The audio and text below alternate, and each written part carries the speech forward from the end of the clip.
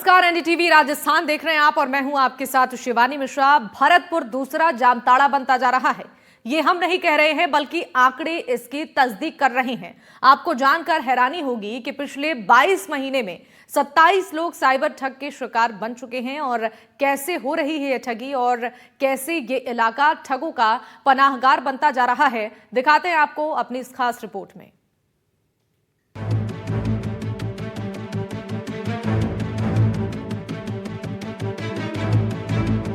अब तक अलवर और उसके आसपास का इलाका साइबर ठगों का पनाहगार था, लेकिन अब उनका जाल भरतपुर में भी फैलता जा रहा है।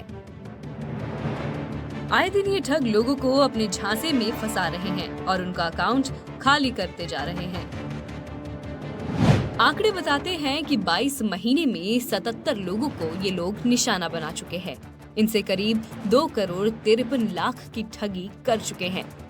पुलिस भी लगातार मुहिम चला रही है, लेकिन ठगी की मात्र 3% राशि ही रिकवर हो पाई है। पुलिस की माने तो साइबर ठग इलाका बदलते ही ठगी के तरीके भी बदल लेते हैं। इस इलाके में ज्यादातर ठगी सेक्सटॉर्शन, सस्ते सामान बेचने, सस्ते होटल बुकिंग, गाड़ियों के सस्ते पार्ट सप्लाई करने, सस्ते जानवर देने के नाम पर की जा रही है। तकनीक और म्यूल अकाउंट का इस्तेमाल करके ये लोग ठगी करते हैं और उसके बाद पैसे गायब करने के बाद फरार हो जाते हैं। इसलिए इन्हें पकड़ना भी काफी मुश्किल हो जाता है। साइबर ठगी में एक जो सबसे ज़्यादा बड़े अमाउंट्स की जो ठगी हो रही है वो तो डिजिटल अरेस्ट, और जो एक आपका कहते हैं कि आपके सिम से कोई क्राइम हुआ है, आपके सिम से साइबर क्राइम हुआ है, आपके सिम से नार्को ड्रग्स की सप्लाई की गई है, उस चैनल में आपके अकाउंट में पैसे आए हैं, ये तो बड़े बड़े ठगी हो रहे हैं। लेकिन इसका इस तरह की मॉडस ऑपरेंडी अभी भरतपुर के मेवात क्षेत्र में देखने में नहीं मिला है। लेकिन यहाँ से मुख्य तौर पे सेक्सटॉर्शन, सस्ते सामान बेचने का, सस्ती पेंसिल सप्लाई करने का, सस्ती गाड़ियों के पार्ट सप्लाई करने के, सस्ते जानवर देने के, घरेलू सामान के, इस तरह का, इसके साथ होटल बुकिंग्स, सस्ते दरों पे रूम बुक कराने का, उसको लेके भी कई तरह के क्राइम सामने देखने में आ रहे हैं। और जो हम लोग यहाँ पे कार्रवाई कर रहे हैं उसमें मुख्य तौर पे हम मुलजिमों को पकड़ते हैं। उसमें जब तक एफआईआर संबंधित राज्यों में दर्ज नहीं होगी तब तक उन जो इनके साथ जो ठगी करके पैसे प्राप्त किए हैं उसकी रिकवरी बहुत मुश्किल होती है। अब आपको कुछ ऐसे लोगों से भी मिलवाते हैं जिनसे ठगी की गई। वो आपको बताएंगे कि ठगों ने कैसे उन्हें जाल में फंसाया और फिर पैसे गायब कर दिए। मेरे पिताजी के पास कॉल आया है कि आप जो ट्रेंडिंग आजकल चल रही है उसमें पैसे लगाओगे तो आपको 2 गुना मिलेगा। तो सबसे पहले मेरे पिताजी ने कहा कि हमें कोई नॉलेज नहीं है, मेरा बच्चा है, वो आप हो सकता है कि शायद आपके इंटरेस्ट ले। तो उसने लिया। तो उसके बाद उन्होंने उनके बच्चे ने मीन्स मैंने तो 10,000 रुपये उनके लिए लगाए, जो उन्होंने लिंक भेजी खाते में। तो मेरा पहली बार मेरा 11,000 आया। सेकंड बार उन्होंने जो लिंक भेजी उसमें मैंने 50,000 लगाए तो वो 60,000 आए। और थर्ड बार जो उन्होंने लिंक भेजी मैंने उसमें 80,000 लगाए। तो उसके बाद जो उन्होंने लिंक भेजी ना तो वो खुल रही है ना कुछ हो रही है। उसके बाद मैंने थाने में जाकर कंप्लेन की और अभी तक ना कोई कार्रवाई हुई है और ना कुछ हुआ है। ये तो सिर्फ एक पीड़ित की आप बीती है। ऐसे ही कई और लोग भी मिले जिनसे पैसों की ठगी की गई है। इनमें से एक को व्हाट्सएप पर मैसेज आता है जिसमें फाइनेंशियल एडवाइजर बनकर ये लोग मैसेज करते हैं। उसके बाद निवेश में लाभ का लालच दिया और 7,54,000 रुपए ठग लिए। अब जरा आपको तीसरे केस के बारे में बताते हैं कि आखिर कैसे ठगों ने तीसरे पीड़ित को निशाना बनाया। तो पीड़ित के मुताबिक इनको एक लिंक पर क्लिक करने का लालच दिया गया। क्लिक करने के बाद 100 रुपए मिलने की बात कही गई। पीड़ित को झांसा दिया गया कि अगर ये पैसे लगाते हैं तो इन्हें 10% का इजाफा मिलेगा। इसमें ज्वाइनिंग करीब 100 रुपए से होगी। यहाँ पर लालच में आकर पीड़ित ने 1 लाख रुपए लगाए, लेकिन उन्हें पैसे नहीं मिले। गौर करने वाली बात यह है कि हर केस में पैसों की लालच दी गई, जिसके झांसे में लोग आते गए। इसलिए एनडीटीवी राजस्थान ये अपील करता है कि मोबाइल फोन पर पैसों की लालच में ना आए। ऐसे ठगों से बचने के लिए कई बातों का ध्यान रखना भी जरूरी है। अगर आपके पास भी ऐसा ही कोई मैसेज आता है तो उसका तुरंत रिप्लाई ना करें। अनजान मैसेज को क्रॉस चेक जरूर करें किसी से भी अपने पर्सनल डॉक्यूमेंट्स शेयर ना करें। सस्ती चीजों के लालच में बिल्कुल ना आएं। किसी के भेजे गए लिंक पर तुरंत क्लिक ना करें। ऐप को भी जांच परख कर ओपन करें। अगर आपके पास भी कोई फ्रॉड कॉल आता है या ठगी होती है तो इसकी सूचना 1930 पर फोन करके दें। फ्रॉड कॉल आने के बाद तुरंत थाने में शिकायत करें। कॉल पर अगर कोई धमकी दे तो पुलिस की मदद लेकर वेरीफाई जरूर करें। यानी अगर आप थोड़ा सा अलर्ट रहें तो इन साइबर ठगों से जरूर बच सकते हैं। भरतपुर रेंज की बात की जाए, आईजी राहुल प्रकाश की ओर से एंटीवायरस अभियान चलाया जा रहा है, जिसके तहत प्रतिदिन साइबर ठगों की गिरफ्तारी की जा रही है। इसके बावजूद भी जो साइबर ठग हैं वो अपनी हरकतों से बाज नहीं आ रहे हैं और प्रतिदिन साइबर ठगों की वारदातों को अंजाम दे रहे हैं। भरतपुर से एनडीटीवी के लिए ललितेश कुशवाहा। तो देखा आपने, भरतपुर अब नया ठिकाना बन चुका है इन साइबर ठगों का, और कितने लोग इनके ट्रैप में फंस चुके हैं। एक बड़ी समस्या बनती जा रही है, जो कि वारदातों में कमी नहीं आ रही है। ये एक बड़ा मुद्दा है और एक बड़ी चुनौती है इस वक्त प्रशासन के सामने भी। इस पर हम चर्चा करेंगे। हमारे साथ कुछ खास मेहमान जुड़ रहे हैं, उनका परिचय आपसे कराते हैं, उसके बाद हम चर्चा की शुरुआत करेंगे। हमारे साथ डॉक्टर वंदना चौधरी जुड़ी हैं, मनोवैज्ञानिक, बहुत स्वागत है आपका। हमारे साथ मुकेश चौधरी जी हैं, साइबर एक्सपर्ट हैं, आपका भी बहुत स्वागत है सर। अश्विनी राणा हमारे साथ बैंकिंग एक्सपर्ट हैं, आपका भी बहुत स्वागत है सर। और अनिल कुमार गोठवाल जी हमारे साथ रिटायर्ड पुलिस अधिकारी हैं, आप चारों का बहुत बहुत स्वागत है। और सबसे पहले मैं शुरुआत करना चाहूंगी मुकेश चौधरी जी आपसे, साइबर एक्सपर्ट हैं आप सर। कितनी बड़ी चुनौती आप इसको मानते हैं? साइबर ठगों का जो आतंक है वो भरतपुर में बढ़ता जा रहा है, एक बड़ी चुनौती सामने आ गई है लोगों को समझाने की, जागरूक करने की, और इन साइबर ठगों पर जिस तरीके से इन्हें रोकने के लिए कवायदी शुरू हो रही हैं, लेकिन काम करता नजर नहीं आ रहा है। डेफिनेटली इसकी रिक्वायरमेंट बहुत ज़्यादा है कि अवेयरनेस हो, बट अवेयरनेस की जो लिमिटेशन है वो सरकार को भी टाइम टू टाइम अपनी अवेयरनेस के जो मेथड्स हैं और उसका एग्जीक्यूशन है उसको और बढ़ाना होगा। क्योंकि अवेयरनेस में अगर सिर्फ ये बोलें कि आपको ओटीपी नहीं देना है किसी को या अपने कार्ड की निजी जानकारी नहीं देनी है, ये इस अवेयरनेस से काम नहीं चलने वाला। क्योंकि जो मेथड चल रहा है फ्रॉड करने का, जो तरीके चलते जा रहे हैं, जो चेंज होते जा रहे हैं हर 3 से 6 महीने के अंदर, अब जो पिछले कुछ 1 से 2 सालों के अंदर जो ट्रेंड सबसे ज्यादा इंडिया में है वो इन्वेस्टमेंट के नाम पे स्कैम्स हैं। अब इन्वेस्टमेंट के नाम पे जब स्कैम होता है कि आपको स्टॉक मार्केट में इन्वेस्ट करना है, जो स्टॉक जो आईपीओ आने वाला है उस आईपीओ के शेयर्स हम आपको पहले ही दिलवा देंगे, इस तरीके के ऐसे ऑफर्स हैं जिनकी अवेयरनेस अभी गवर्नमेंट की तरफ से बहुत कम है। और इसकी अवेयरनेस ना होने की वजह से लोग समझ नहीं पाते हैं कि क्या ये फ्रॉड हो सकता है या नहीं हो सकता। या फिर मान लीजिए कोई सेलिब्रिटी है, सेलिब्रिटी के नाम से कोई आर्टिकल आ जाएगा, उसमें एक आर्टिकल होगा, उसमें ये बताया जाएगा कि सेलिब्रिटी ने पैसे कैसे कमाए, वो एक जर्नलिस्ट के साथ में आर्टिकल दिखाते हैं। और उस पब्लिक फिगर का जब वो आर्टिकल आता है तो लोग जो उसके फैंस होते हैं, जो फॉलोवर्स होते हैं, वो सोचते हैं कि अच्छा ये बड़े लोग जो हैं वो पैसा इसी तरीके से कमाते हैं, तो इस वेबसाइट के जरिए शायद हम भी पैसा कमा लेंगे। तो बहुत अलग अलग और इनोवेटिव वेज हैं। तो इसके अंदर अगर आप सिर्फ ये बोलो कि आप ओटीपी मत बताओ, किसी अनजान व्यक्ति से जानकारी मत शेयर करो, तो ये बहुत लिमिटेड इंफॉर्मेशन है, इससे काम नहीं चलने वाला है। क्योंकि हर कुछ टाइम में कुछ ना कुछ नए मेथड्स आने जरूरी हैं। क्योंकि फ्रॉडस्टर्स को भी पता है कि गवर्नमेंट जो है वो किस तरीके की अवेयरनेस करती है और उस अवेयरनेस के अगेंस्ट हमें क्या मेथड लाने चाहिए ताकि हम लोगों को कन्विंस कर सकें और उनको ठग सकें। बिल्कुल सही कहा आपने। डॉक्टर वंदना जी हमारे साथ जुड़ी हैं, मनोवैज्ञानिक है।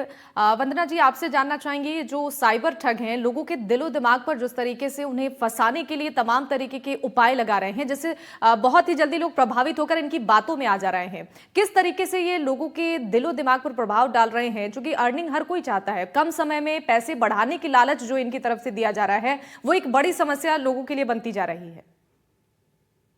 देखिए मैम, जो ये इस तरह का स्कैम्स हो रहे हैं आजकल ऑनलाइन, ये ज्यादातर उन लोगों को टारगेट किया जा रहा है जिनको एक देखा जाता है कि इनको जरूरत है, या फिर जो बहुत आसानी से इन्फ्लुएंस में आ जाते हैं।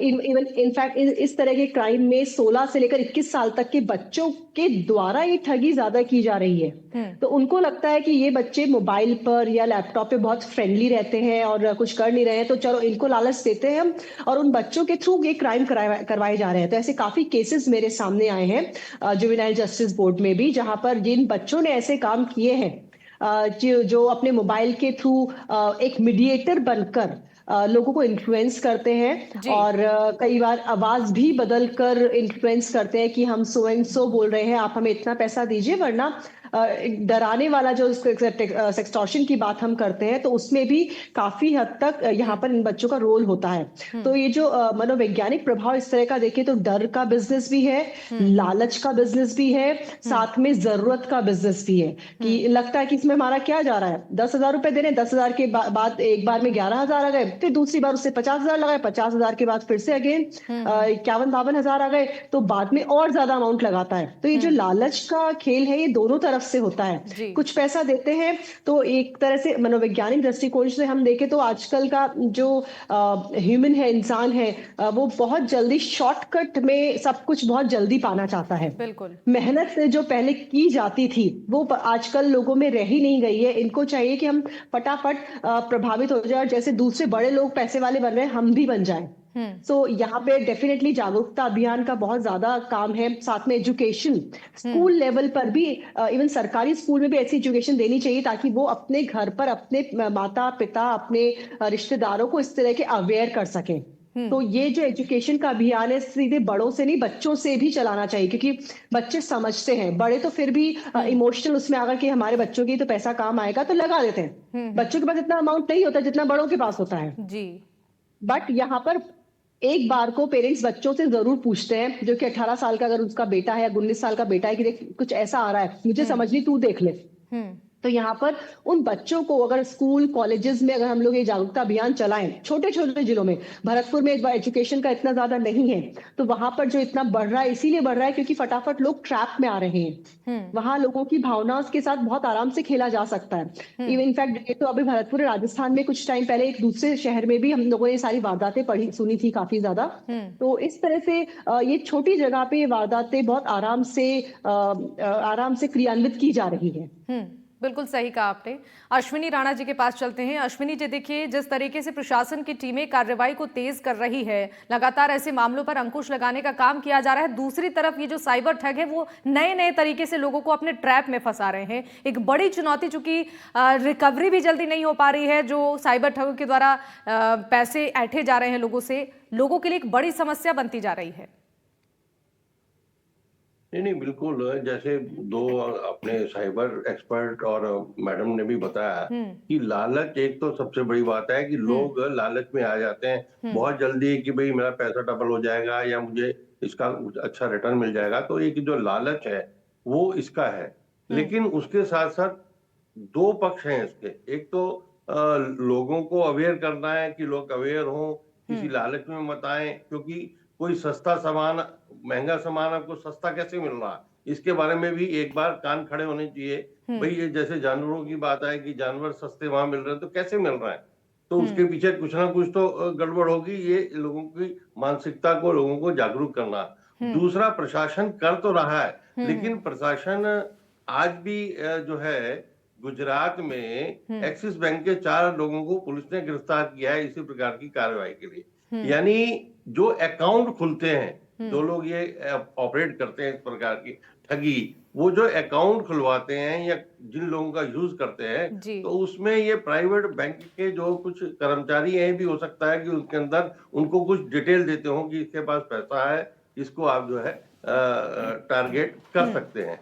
तो अकाउंट खुलना भी जो है वो गलत डॉक्यूमेंट के साथ खुल जाता है। फिर दूसरा, ये जो चिप है, ये फोन कैसे मिल जाते हैं उनको, ये कंपनियां कैसे बिना ऑथेंटिकेशन के, बिना डॉक्यूमेंट्स के इस प्रकार के जो फोन के चिप बांट रही हैं, जिससे ये सारा खेल हो रहा है। यानी दोनों तरफ है। बैंकों में जो प्राइवेट बैंक के लोग ऐसे ही अकाउंट खोलते जा रहे हैं बिना उसके केवाईसी के और बिना डॉक्यूमेंट के, वैसे ही ऐसे ही ये जो मोबाइल कंपनियां हैं, ये भी धड़ल्ले से चिप बांटी जा रही है। तो दोनों चीजें इन्वॉल्व हैं इस प्रकार के फ्रॉड के अंदर, बैंक का चैनल भी और मोबाइल का चैनल भी। तो उसके ऊपर भी प्रशासन को जो है सख्ती करनी चाहिए कि कोई भी अकाउंट खुलना है वो अच्छी तरह से केवाईसी, और आजकल तो ई केवाईसी हो गया है, जब तक कि उसका अंगूठा नहीं लगे, उसके आईज का स्कैन ना हो, अकाउंट नहीं खुलता है। तो वैसे ही जो चिप है जो आपको ये इसकी मोबाइल की, वो मिलना भी आसानी नहीं होना चाहिए। अगर आसानी होगी तो वो एक बार उसको यूज करते हैं, फेंक देते हैं, दूसरा ले लेते हैं। तो इस प्रकार से एक पक्ष है कि अवेयर करना लोगों को, जनता को, कि भाई आप लालच में मत फंसे, आप संभल के रहें। दूसरी तरफ प्रशासन को इसके ऊपर सख्ती करना कि ऐसे फर्जी अकाउंट ना खुले और फर्जी जो लोग मोबाइल का नंबर मत ले सके। ये बिल्कुल आपने सही कहा। इस पर अगर काम किया जाए तो वाकई ऐसे मामले सामने नहीं आएंगे। अनिल कुमार गोठवाल जी से इस पर जवाब लेना चाहूंगी। अनिल जी, देखिए, तमाम जागरूकता अभियान प्रशासन की टीमें चला रही हैं, बावजूद इसके ठिकाने साइबर ठग बदल रहे हैं, तरीके बदल रहे हैं ठगी के। डॉक्यूमेंट वेरिफिकेशन की बात अश्विनी राणा जी ने की है, बहुत महत्वपूर्ण बात है। इस पर प्रशासन क्यों नहीं काम कर रहा है? शिवाली जी, आज का विषय बहुत गंभीर है और आपने उठाया भी है, हम पकड़ते भी हैं, और लेकिन रिकवरी नहीं हो पाती है। आपका ये विषय आज का बहुत महत्वपूर्ण है। बिल्कुल। होता क्या है कि हमारा जो मेवात का इलाका है, और स्पेशली डीग जिला, अभी नया जिला बना भरतपुर से टूट के, डीग जिला मेवात का इलाका है। और आप देखिए उसकी ज्योग्राफिकल कंडीशन, एक तरफ एमपी है, एक तरफ यूपी आ जाता है, और दिल्ली और राजस्थान है। तो ये एक बिल्कुल एक ऐसे उसके ऊपर है कि मान लो यहाँ से रेड करते हैं तो वहां भग जाते हैं, ऐसा नहीं है। दूसरा मेरा ये कहना है कि अभी जो ये बात आई है हमारे यहाँ पर, जो ये एक विशेष जो मोडिस ऑपरेंडी चेंज हुआ है, तो मैं आपको बताता हूँ कि इन्वेस्टिगेशन के दौरान ये सामने आया है कि यहाँ पर लोग बाग कॉलिंग कर रहे हैं। भरतपुर मेवात के जो मोडस ऑपरेंडी है, ये लोगों को कॉल करते हैं कि आपको होटल बुक करना है, जानवर लेना है, या और पैसा आपको और दुगना हो जाएगा, इसका लाभ देके कॉल में लेके और विश्वास ले रहे हैं। तो ये नया ट्रेंड हुआ। पहले आता था कि ओटीपी आएगा या आपको कोई वेब लिंक आएगा। आप ये देखें कि यहाँ स्पेशली हमने ये देखा है कि कॉलिंग की जाती है, कॉलिंग बच्चों से, और ऐसे और वो आईक्यू लेवल भी उनका कोई ऐसा ज्यादा नहीं है, लेकिन सामने वाला लालच में आ जाता है। और वो फिर जैसा अभी एक आपने पीड़ित को बताया कि उसको पहले 10,000 दिए, फिर 50,000 दिए, 80,000 दिए।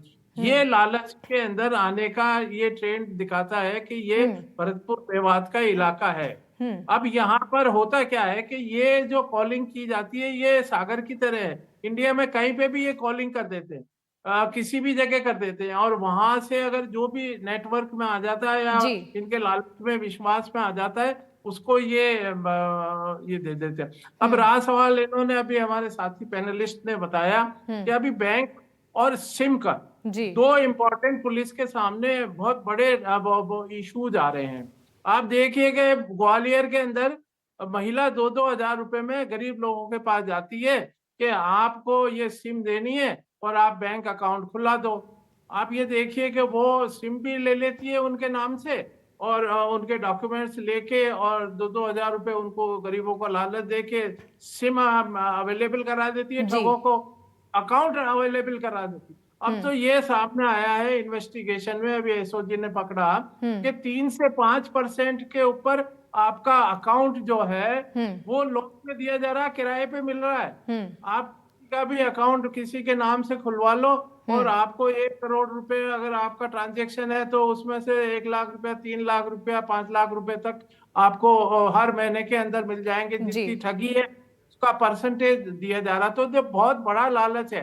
तो हमारे सामने, पुलिस के सामने दिक्कत ये आती है कि वेरिफिकेशन हो गया, भाई दी वे पहली बात तो होता नहीं, और वेरिफिकेशन हो गया तो वहां जाके देखते हैं तो कोई गरीब महिला कच्ची बस्ती की है, उसके नाम से वो सिम है और बैंक अकाउंट है। अब उसने तो 2,000 रुपए लिए और वो उसने अकाउंट उन्होंने किराए पे लेके और अपने पैसे ले लिए। अब रिकवरी का जो परसेंटेज आ रहा है वो इस वजह से हमारा पूरा नहीं आ रहा, अभियुक्त तक पहुंच पा रहे हम। जो इसमें शामिल है, जो कड़ी के अंदर जो भी नेटवर्क है वहां तक पहुंच जाते हैं, लेकिन असली अभियुक्त तक पहुंच पाने में दिक्कत आती है। तो ये एक जो भी सर्विस प्रोवाइडर है, सिम सर्विस प्रोवाइडर, उनको कहीं ना कहीं इसको और मजबूत करना बिल्कुल। पड़ेगा वेरिफिकेशन के लिए। हाँ। होता क्या है कि वो तो रिटेलर को दे देते हैं, रिटेलर आम आदमी जो दुकानदार है वो उसको वेरीफाई करके और उनको दे देता है। तो आप ये देखिए कि पिछले 7 महीने के अंदर इस इलाके के अंदर 19,000 सिम खरीदी गई है। 50 रुपए की सिम है जिसका आप चढ़ के और 3,000 रुपए में ठग खरीद रहे हैं, ऐसा वेरिफिकेशन में आया, अखबारों में दिया है बिल्कुल पुलिस सही ने। कहा आपने जी। हाँ, तो ये एक बहुत बड़ा लालच है ठगों को। और इस तरह से, और ठीक है दूसरा सर। हमारे पास क्या है कि हाँ। रिकवरी करने के लिए जब तक या तो दूसरे राज्य के लोग हैं हाँ। या फिर दूसरे जिलों के लोग हैं, हाँ। तो वहां की जो पुलिस जब उनके पास पहुंचती है तो वो अपना हाइड आउट चेंज कर देते हैं, मकानों जी। पे रेड करते हैं। तो आजकल खेतों में, जंगलों पे जाके और वो इस तरीके को अपना रहे हैं। तो हमारे सामने ये एक चैलेंज बिल्कुल है। बड़ी चुनौती है, रहा सही कहा सवाल आपने। इसका, मुकेश जी ने जो बताया कि मैं ये मान के चलता हूँ कि इसको एक जागरूकता लाने की बहुत आवश्यकता है। बिल्कुल, और बिल्कुल। जब तक एक स्टेट दूसरे स्टेट की पुलिस कोऑर्डिनेशन से काम नहीं करेगी या सेंट्रल गवर्नमेंट इसके अंदर कुछ कोऑर्डिनेशन के लिए एक कोई ऐसी एजेंसी बनाए ताकि इनके ऊपर, ये तो एक तरह से सही कहा आपने अनिल जी, कोऑर्डिनेशन की बहुत है। जरूरत है, तभी जाकर ऐसे मामलों में रिकवरी भी पॉसिबल है। आपके पास लौटूंगी मैं, मुकेश चौधरी जी के पास एक बार फिर से जाना चाहूंगी। मुकेश जी, हम बात करते हैं मेवात इलाके की। इस इलाके में जो साइबर ठगों ने अपना अड्डा बना रखा है, काफी समय से यहाँ पर साइबर ठगी के घटनाएं सामने आ रही हैं और कई लोग भुक्तभोगी हो चुके हैं। रिकवरी 3% है अब तक जितने मामले सामने आए हैं। इस इलाके को चुनने के पीछे क्या वजह है जो साइबर ठग यहाँ पर अड्डा जमा कर बैठे हुए हैं? मैम, पहले तो अगर आप मेवात की थोड़ी हिस्ट्री देखेंगे तो पहले यहाँ पे टटलूबाजी होती थी, जी इसे टटलू काटना बोलते हैं। कि हमें जी खुदाई जी जी। में मिला है और गोल्ड बेचने के नाम पे कि हमें गोल्ड मिला है, आप गोल्ड ले लो हमसे और तो उसका कुछ करेंगे नहीं तो आप खरीद लो। तो लोग जो गोल्ड लेने आते थे उनको नकली सोना देके उनको या तो लूट लेते थे या नकली सोना उनको बेच दिया जाता था। तो ये पहले की हिस्ट्री रह चुकी है। अब उसमें क्या होगा कि धीरे धीरे वो काम काफी रिस्की होने लग गया, कंप्लेंट्स होने लगी, केस होने लग गए। लोग अपने साथ में गनमैन लेके आते थे, कई बार कुछ लोग सुनार को साथ में ले आते थे, वहीं पे जी। पिघला के देखते थे कि सोना है या नहीं है। तो वो काम थोड़ा रिस्की होने लग गया। हाँ तो हाँ। धीरे धीरे ये शिफ्ट हुए OLX पे, OLX के थ्रू क्राइम करने पे। जब OLX का धीरे धीरे ट्रेंड आया, OLX के थ्रू कोई आप सामान बेच सकते हो, तो ये सेकंड हैंड बाइक्स की फोटोज वहां पे अपलोड करना, एक आर्मी पर्सन के नाम से उनके ID प्रूफ को यूज करना कि मैं आर्मी में हूँ, यहाँ पोस्टेड हूँ, मेरा ट्रांसफर हो रहा है और मुझे ये बाइक बेचनी है। तो क्योंकि आर्मी के नाम से, BSF या CRPF के नाम से लोग ट्रस्ट कर लेते हैं, क्रेडिबिलिटी बन जाती है कि नहीं ये इंसान झूठा नहीं होगा, और 50% एडवांस पेमेंट ट्रांसफर कर देते हैं। फिर वो कहता है कि ट्रांसपोर्टेशन की कॉस्ट है, ट्रांसपोर्टेशन के नाम पे पेमेंट कर देते हैं। ऐसे करके उन्होंने शुरुआत की। तो बैकग्राउंड उनका क्राइम का था। उस क्राइम को जो ये फील्ड लेवल पे बाकी जो क्राइम्स थे उसके ये साइबर क्राइम्स में कन्वर्ट हो गया। और उसके बाद में जब उन्होंने ये देखा कि इसके अंदर पैसा बहुत ज्यादा है और एक साथ बहुत सारे लोग कन्विंस हो जाते हैं, एक ही ऐड दिखाओ और 500 लोग कन्विंस हो जाते हैं, एडवांस में पेमेंट ट्रांसफर कर देते हैं, तो उनको बहुत अच्छा लगा ये काम कि आप एक ही दिन में अगर लाखों रुपए कमा सकते हो तो क्यों इतना हार्ड वर्क दूसरा करो आप, ये बहुत स्मार्ट वर्क है। तो इसलिए स्मार्ट वर्क यानी समय के साथ साथ तरीके भी इनके बदलते गए ठगी के। बिल्कुल सही कहा आपने। और जैसा कि डॉक्टर वंदना ने भी बताया कि इस वक्त सबसे ज्यादा जरूरत है लोगों को जागरूक करने की। जब तक लोग जागरूक नहीं होंगे, समझेंगे नहीं, तब तक वो ठगी का शिकार होते रहेंगे। चलिए, आप सभी मेहमानों का बहुत बहुत शुक्रिया हमारे साथ जुड़ने के लिए, अपना कीमती वक्त NDTV राजस्थान के साथ साझा करने के लिए।